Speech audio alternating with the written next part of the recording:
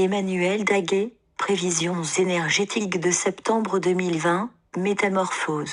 Mes amis, c'est toujours une bénédiction pour moi de me connecter à vous de cette façon. Au nom de toute l'humanité, je vous remercie d'avoir choisi d'être ici en ce moment, afin d'aider à élever la conscience de la planète par votre présence. La première moitié du mois de septembre sera un moment d'intériorisation, de réévaluation et d'affinement. La seconde moitié de septembre apportera un sentiment renouvelé de confiance, d'orientation et d'enthousiasme. Il est devenu évident, maintenant plus que jamais, qu'une métamorphose se produit continuellement à tous les niveaux de l'existence. Cela amène beaucoup d'entre nous à tout remettre en question, d'une manière qui transforme notre être intérieur et extérieur à la vitesse de l'éclair, en nous aidant à voir au-delà des voiles de l'illusion. Avez-vous ressenti que votre tolérance diminuait pour tout ce qui ne vient pas d'un espace authentique, votre désir ou votre besoin de plaire aux autres, afin de recevoir leur amour et leur approbation, a-t-il diminué encore plus ces derniers mois?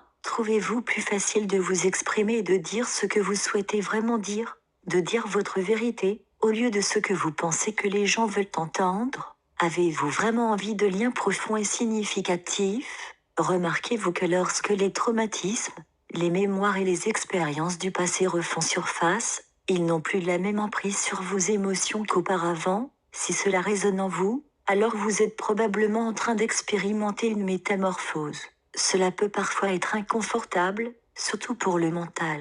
Vous pouvez avoir la sensation que vous n'êtes pas dans votre état normal. Cependant, sachez que cela fait absolument partie de l'expérience et que vous êtes exactement là où vous êtes censé être dans votre voyage. Au fur et à mesure que le soi authentique continue d'être en expansion et de s'épanouir, une réalité qui reflète une plus grande liberté commence à se révéler à nous tous. Un chemin vers la liberté. Ces 3 étapes peuvent servir de base pour aller vers une plus grande liberté. La première étape consiste à savoir clairement quel type de réalité nous souhaitons créer. La première moitié du mois de septembre nous offrira l'espace nécessaire pour aller à l'intérieur et pour y parvenir. Dès que nous aurons clarifié ce que nous désirons, nous pourrons alors l'amplifier en le demandant. En tant qu'empathes, beaucoup d'entre nous ont tendance à éviter de demander ce que nous voulons authentiquement, parce que nous préférons ne pas faire tanguer le bateau, ne pas peser sur quiconque. Ce sont des mécanismes d'adaptation qui amènent les empathes à se contenter de moins.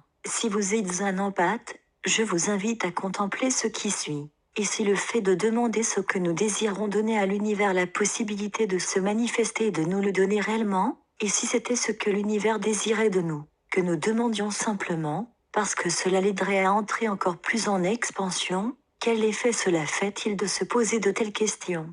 Quel que soit le sentiment qui se présente, il suffit de l'observer et de le laisser être. Le simple fait d'envisager de telles questions aide à ouvrir de nouveaux neurotransmetteurs dans le mental qui nous reconnectent à notre soi le plus libre et le plus authentique. La deuxième étape pour nous aligner sur une plus grande liberté consiste à définir clairement ce qu'est réellement la liberté pour nous, puis l'intégrer davantage intentionnellement dans notre quotidien. À quoi ressemble la liberté pour vous? Comment la ressentez-vous? Quel goût a-t-elle? Que sent-elle et comment résonne-t-elle en vous? Se connecter avec notre esprit libre est un moment qui nous demande d'être plus dans le cœur, et moins dans le mental.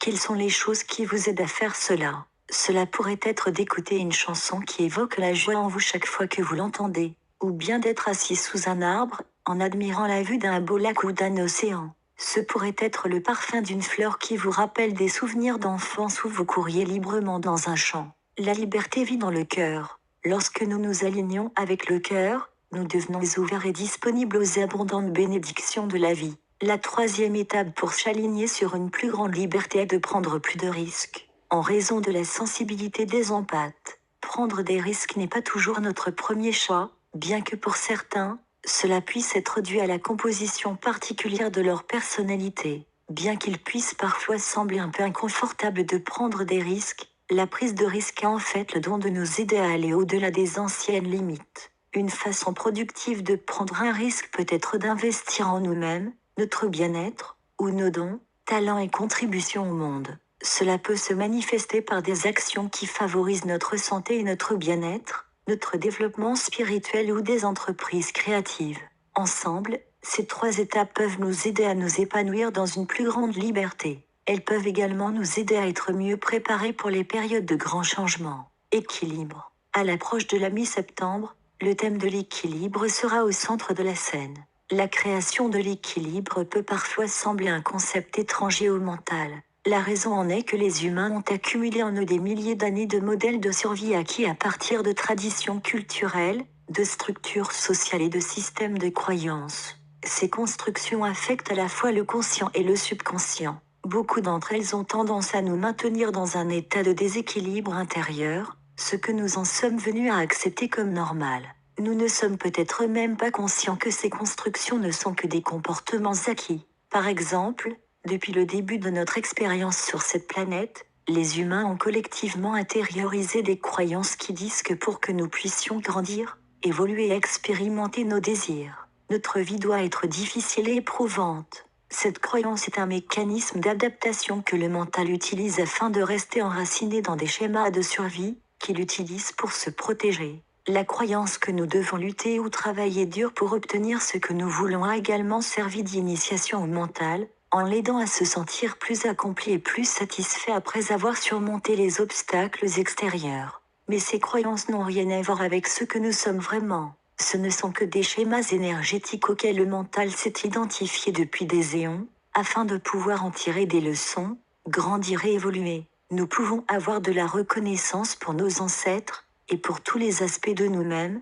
passé et présent, d'avoir choisi de croire que les choses devaient être limitées ou difficiles pour que nous puissions grandir et apprendre d'elles. Tout cela nous a amenés là où nous sommes aujourd'hui, à une conscience beaucoup plus éclairée de nous-mêmes et du monde qui nous entoure. Le bâton énergétique peut maintenant être passé de notre inconscient à notre soi éveillé. À partir de là, nous pouvons voir que le fait d'avancer dans la vie avec ces challenges peut être quelque chose à embrasser plutôt que d'y résister. En passant à des états de conscience plus élevés, notre esprit nous donne la possibilité de nous libérer du besoin de croire que la vie doit être dure pour que nous puissions grandir. À partir de là, nous pouvons commencer à atteindre un état d'équilibre. Initiation divine. Au cours de l'automne, de l'hiver et jusqu'au printemps, une initiation divine va avoir lieu.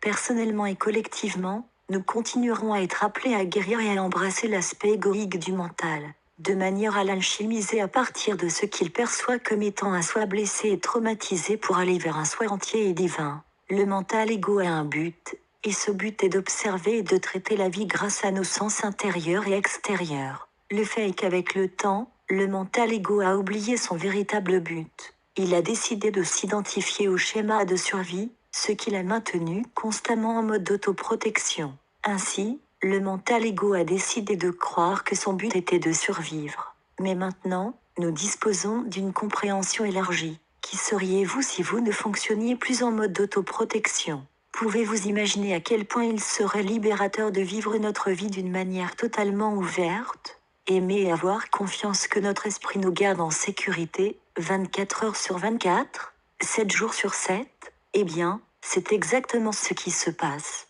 Le mental égo réalise qu'il ne peut plus survivre dans les vieux schémas destructeurs de contrôle, de domination et de peur auxquels il s'est identifié et dans lesquels il a trouvé du réconfort pendant si longtemps. Il est important de noter que nous avons tiré de grandes leçons de ces vieux schémas, mais nous n'avons plus besoin de continuer à les recréer pour recevoir d'autres leçons à ce niveau. Nous sommes maintenant prêts à aller de l'avant. Pendant ce temps, alors que l'initiation divine nous aide à passer d'un soi basé sur la peur à notre soi éveillé, le chaos semble être partout. Cela est dû au fait que l'ego collectif doit passer du mode de résistance à l'ouverture, à la flexibilité et à la paix. Ce changement peut être perturbant pour l'ego, car il préfère ce à quoi il est habitué. Mais lorsque le mental égo réalise tout ce qu'il va gagner et expérimenter en abandonnant le besoin de s'identifier au contrôle, à la peur et à la séparation, il sera enclin à embrasser son véritable objectif, qui est d'être un observateur conscient et ouvert. Achever les anciens accords. Le mois de septembre sera également une excellente période pour en finir avec les anciens accords, afin qu'ils ne nous freinent plus en aucune façon. L'un de ces anciens accords collectifs est la conviction que nous ne sommes que des êtres humains insignifiants qui existent dans un paradigme de difficulté parce que c'est comme ça. Ce programme en cours du mental est le fondement de la raison pour laquelle il y a tant d'injustice, de déséquilibre et de systèmes hiérarchiques dans le monde. Il est temps de mettre fin à ces accords, afin que nous puissions en commencer de nouveaux, bien plus alignés sur la version la plus étendue de nous-mêmes. En tant qu'êtres humains, nous sommes des êtres universels magnifiques et puissants. Nous sommes littéralement l'univers sous une forme physique, avec la capacité d'avoir cette conscience de nous-mêmes. Au cours des prochains mois, nous constaterons que choisir de jouer petit va commencer à nous sembler impossible.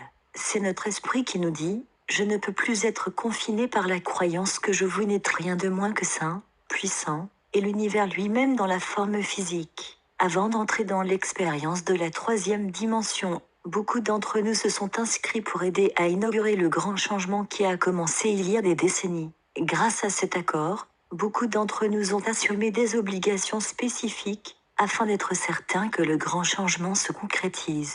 Nous savions que ces accords n'étaient pas pour les faibles de cœur. Cependant, par amour pour la terre et son peuple, nous nous sommes portés volontaires pour les assumer, en sachant que nous pouvions les gérer. Et c'est exactement ce que nous avons fait. Maintenant, nous avons atteint la date d'expiration de ces anciens accords. Ils deviennent nuls et non avenus dans cette nouvelle conscience que nous avons manifestée. Nous pouvons maintenant faire l'expérience de la vraie liberté si nous la voulons, la liberté de choisir tout ce qui nous aligne sur notre soi le plus authentique. Les conditions et les limitations difficiles ne doivent plus être la norme pour nous personnellement ou pour la collectivité. Bien sûr, nous avons le droit absolu de croire qu'elles le sont.